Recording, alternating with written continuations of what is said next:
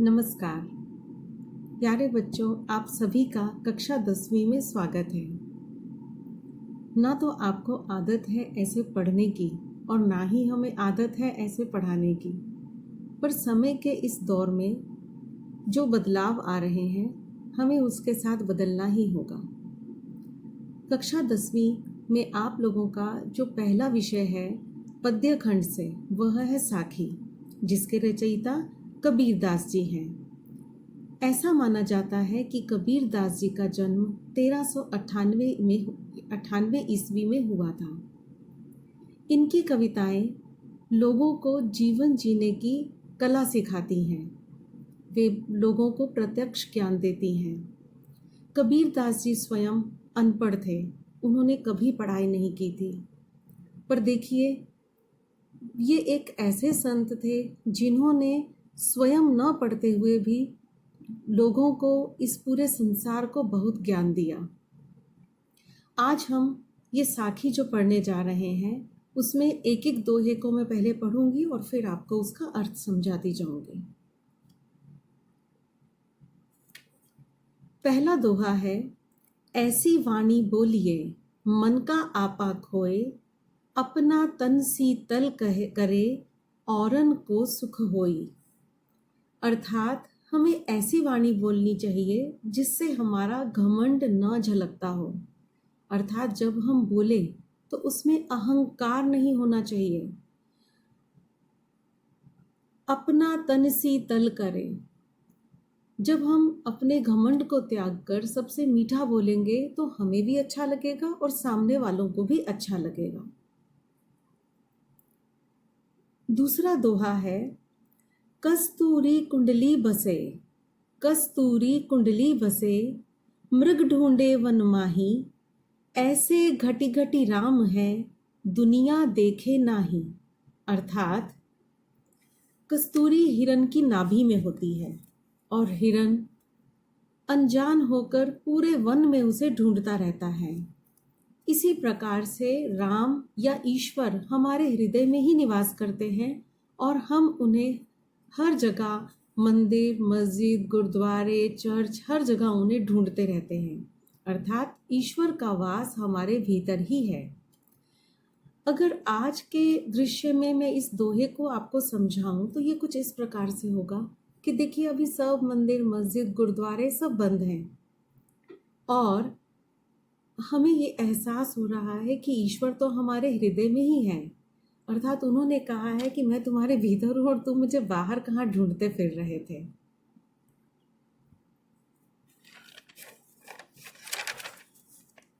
तीसरा दोहा है, जब मैं था तब हरि नहीं, अब हरि है मैं नाही, सब अंधियारा मिट गया जब दीपक देखा माही।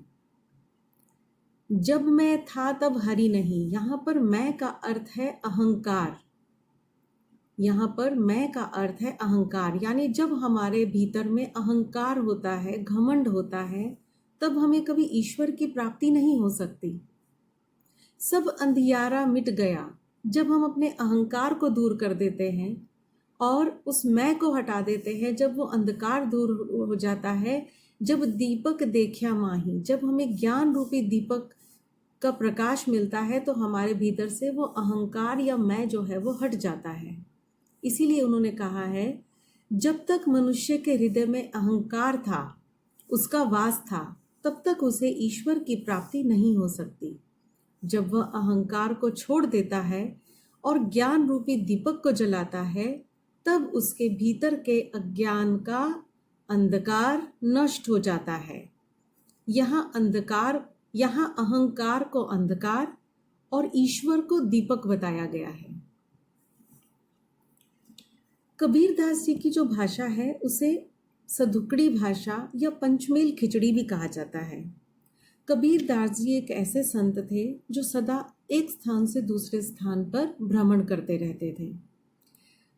इसीलिए इनकी भाषा में पंजाबी, राजस्थानी, हिंदी, हरियाणवी, अवधी, ब्रज, ये सभी भाषाओं के शब्द दिखाई देते हैं और इसीलिए इसको पंचमेल खिचड़ी या सदुकड़ी भाषा भी कहा जाता है।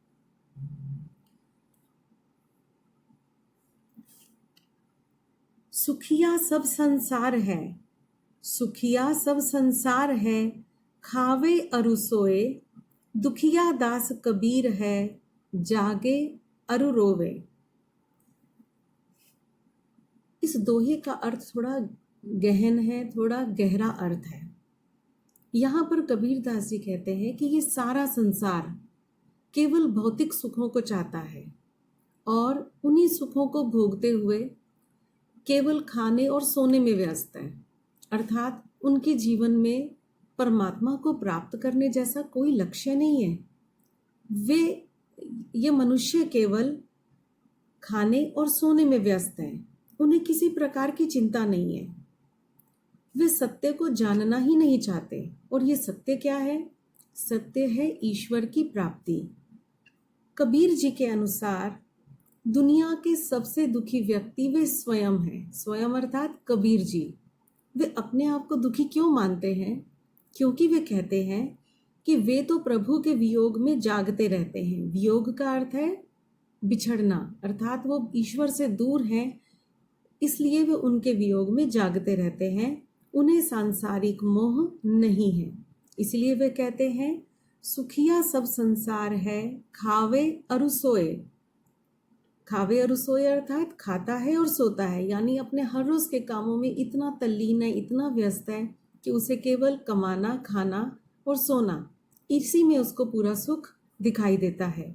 दुखिया दास कबीर है, जागे अरु रोवे, अर्थात कबीर दास जी ईश्वर को प्राप्त करना चाहते हैं, वे उससे बिछड़े हुए हैं, उसके वियोग में हैं, इसलिए वो जागते रहते हैं और उनके वियोग में दुखी हैं, अर्थात रोते हैं।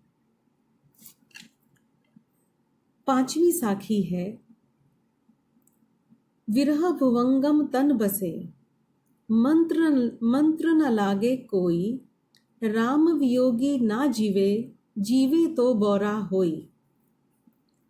जब कोई अपने प्रिय से बिछड़ जाता है तब उसके भीतर विरह का सांप निवास करता है। भुवंगम अर्थात सांप। भुवंगम किसे कहते हैं? सांप को। विरह भुवंगम तन बसे, जब विरह रूपी सांप मनुष्य के भीतर निवास करता है, यहाँ पर विरह किससे हो रहा है? ईश्वर से। मंत्र न लागे कोई, तब उस व्यक्ति को कोई मंत्र नहीं लगता, अर्थात उसे कुछ भी अच्छा नहीं लगता, उस पर किसी प्रकार का मंत्र असर नहीं करता। तो जब कोई व्यक्ति अपने राम से दूर हो जाता है तो वो पागल सा हो जाता है। राम वियोगी न जिए, राम वियोगी अर्थात ईश्वर से दूर रहकर, प्रभु से दूर रहकर कोई जी नहीं पाता, और अगर जीता है, अगर जीवित रह जाता है तो वह पागल सा हो जाता है। यहाँ पर पागल शब्द का इस्तेमाल इसलिए किया गया है क्योंकि उस व्यक्ति को सांसारिक वस्तुओं का, सुखों का कोई मोह नहीं रह जाता। छठवें दोहे में या साखी में कबीर जी हमें अपने निंदक को, निंदक अर्थात निंदा करने वाला, निंदा यानी बुराई करने वाला, उसके विषय में बताते हैं। निंदक नेड़ा राखिए, आंगन कुटी छवाए, बिन साबन पानी बिना, निर्मल करे सुभाए। कबीर जी के अनुसार जो काम हमारे लिए निंदक कर सकता है, निंदक अर्थात हमारी निंदा करने वाला, हमारी बुराइयों से हमारा परिचय करवाने वाला, वो हमें हमारी बुराइयों से परिचित करवाता है, अतः उसे हमें अपने पास रखना चाहिए ताकि उसकी बातों को सुनकर हम अपने अंदर की बुराइयों का त्याग कर सकें, उसे छोड़ सकें। तो निंदा करने वालों से दूर मत भागो, बल्कि उन्हें अपने पास रखो, क्योंकि वे हमारे मित्रों से भी ज़्यादा हमारे लिए आवश्यक हैं, जो हमें हमारी बुराइयों से परिचित करवाते हैं। और जब हमें हमारी बुराइयां पता चलेंगी तो हम उन्हें दूर करने का प्रयास करेंगे।